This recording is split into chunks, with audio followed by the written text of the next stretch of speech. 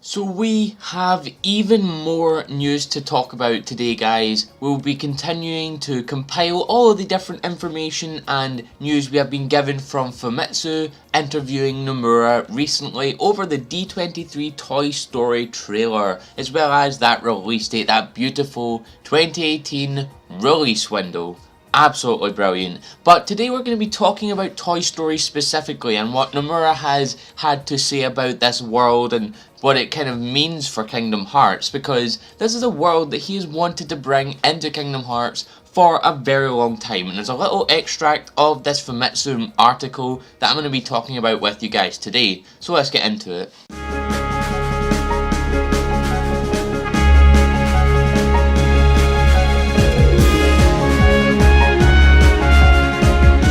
The first piece of information we have is as follows. Famitsu asks, I see. Something that's definitely a hot topic this time is the announcement of the Toy Story World. Having been so eagerly awaiting this moment, it's sort of like it's finally here feeling inside. And Nomura replied, I've been wanting to add Toy Story in from since Kingdom Hearts 2, so even for me I'm welled up with emotion finally seeing it implemented. For Kingdom Hearts 3, a Toy Story World was absolutely necessary. With these thoughts and after many discussions, here we are. Just like we did back with Kingdom Hearts 1, we had to relentlessly consult with all related parties. It was quite a long process, and he laughs. For example, when John Lasseter, who is the Chief Creative Officer over at Pixar, had come over to Japan, I was asked about the way I was thinking of implementing the worlds, and I would tell him about the types of things I wanted to include, and so on. Now this right here is very obvious. This is a lot like Kingdom Hearts 1 because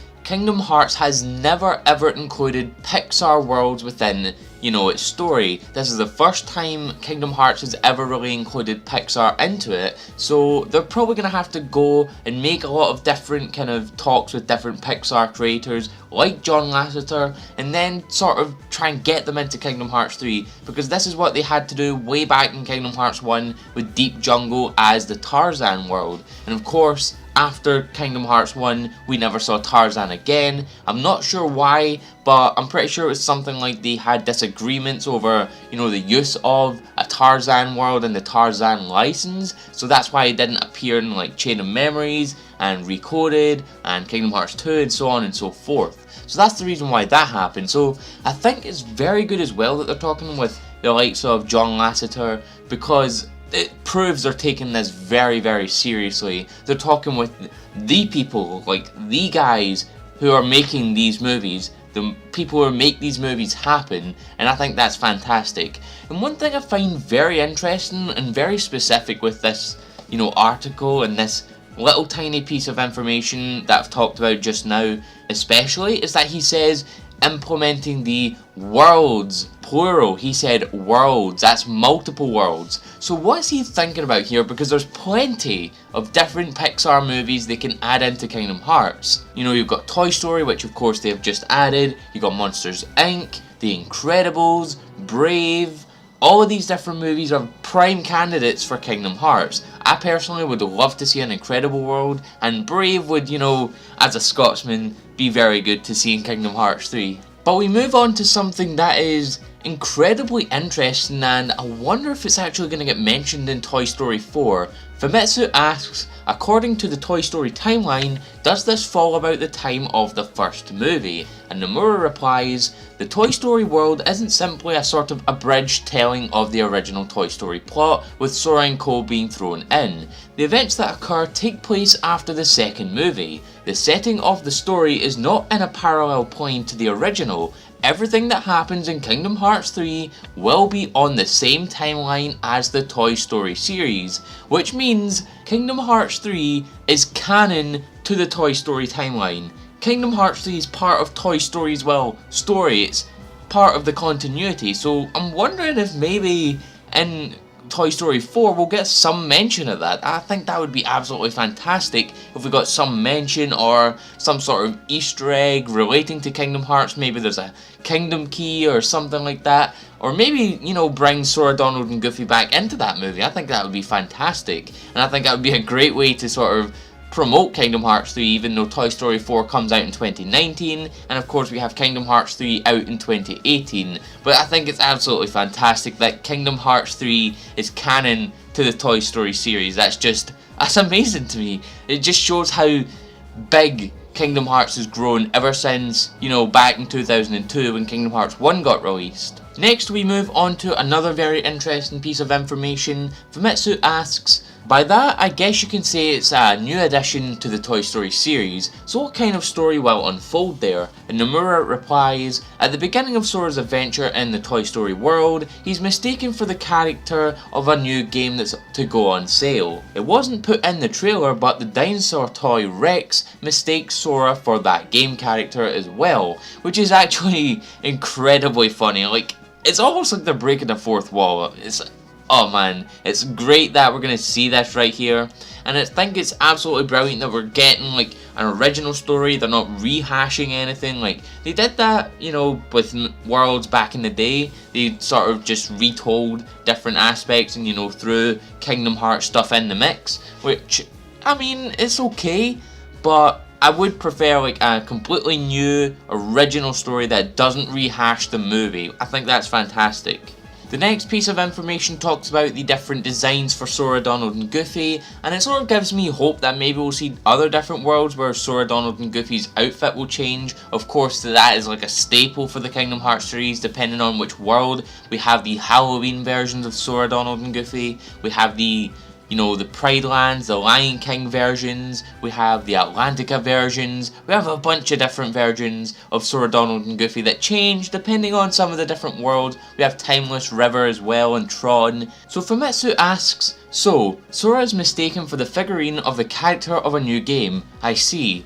The toy-like designs of Sora, Donald and Goofy are also refreshing to see, and Nomura replies, the art directors of the Kingdom Hearts team designed them, and with a bit of back and forth with Pixar, they became the way they are now. At the beginning, we had hoped for a design that resembled more of an action figure, but we took on board various bits of advice from Pixar to make them match more of a feel of the Toy Story world. We received many suggestions from representatives of Pixar in charge of setting, story and character designs, etc. in order to forge the shape of the Toy Story world. Both us at Square Enix and the people at Pixar are very picky about what goes in, so we aim to reach a point where all parties could come to an agreement and go from there, properly taking the time to discuss everything clearly. So you can see here that it's very interesting because Pixar have seemingly a big focus on Kingdom Hearts right now. They're having a lot of kind of control, and Square Enix are giving them that control, and they're having to come to a compromise, which I think is very good. That's very healthy for Kingdom Hearts. I think it's good that it's not just Square Enix, because it might seem a bit too, you know, Square Enix-y, a bit too Final Fantasy-like, and it's great that Pixar are giving their own ideas to make the world fit in with the movie. And it does, because Sora, Donald and Goofy look fantastic. They look like they are from Toy Story, and of course Woody, Buzz, Rex, Ham, all these other guys look perfect in the Unreal 4 engine that Kingdom Hearts 3 is running on. The next piece of information talks about exactly what I've just said. Famitsu asks, well, that must be why all the Toy Story characters, especially Woody and Buzz, look like they've been ripped right out of the original film. And Nomura replies, we received data from Pixar to use as samples. However, just like I never imagined that they would be able to reproduce the characters to such a level. Pixar were incredibly taken aback, and so, compared to all previous Kingdom Hearts games, our power to create expression has increased dramatically, so each world will have their own expressive and unique visuals, whereby even things like the gimmicks of each world will be different from each other. It feels like we're creating multiple games at the same time. It's quite the work. This also sort of plays into the fact that every world will be rich in content, and the density of the worlds will be absolutely massive, and they're not going to be many worlds, but they're going to be absolutely huge. They're going to be a lot of stuff you can do within the worlds. I think that's great that Square Enix are going that route, and it's very interesting that they're getting to use these different samples and create these characters to such a great extent, and I think that's great that Square Enix are able to do that and use these samples to their advantage, and I hope that this whole expression thing is the end of the static face. You guys know what I'm talking about. That is the worst thing I have ever seen in my life. I hope this is the end of the static face. And the final piece of information is, Famitsu asks, sounds like tough work. By the way, was there any reason why you chose D23 to announce the Toy Story World? And Nomura replies, actually, it has been in a relatively complete and showable state from a while back, but according to Disney's intentions and promotional plans, I held back on revealing anything. It's a very popular film, so we discussed where would be the best place to announce it, and we thought that D23 was quite suitable. Last time at D23 we announced the Big Hero 6 world, however it was a sudden request so I could only draw up one small illustration, so I wanted this D23's announcement to be in video form for everyone to enjoy watching. So as we have learned from this information, the Big Hero 6 thing that we saw way back at D23 was actually a very sudden request in 2015, as Big Hero 6 was the last world to be decided for Kingdom Hearts 3, which sort of rules out, you know, Moana, Zootopia, all those other worlds. And I think it's great that he wanted to give back to the fans in video form this time, because I for one was definitely thinking, you know, we never got to see Big Hero 6 in a trailer last time, so maybe we're gonna get a different world as a different art piece this time. So I think it's great that we're getting to see it in trailer form. However, that is all for the Toy Story information that Nomura has given us in this Famitsu article. But I would like to know what you guys think, so if you could please leave a like and a comment in the comment section below. What do you think of the Toy Story world, and do you think it will be able to live up to the expectation of the Kingdom Hearts community? Please share this amongst your friends, and if you could please hit the bell next to the subscribe button, that way you'll get every single piece of content to you as it goes up. I've been AzureAce, and thanks for coming to the video.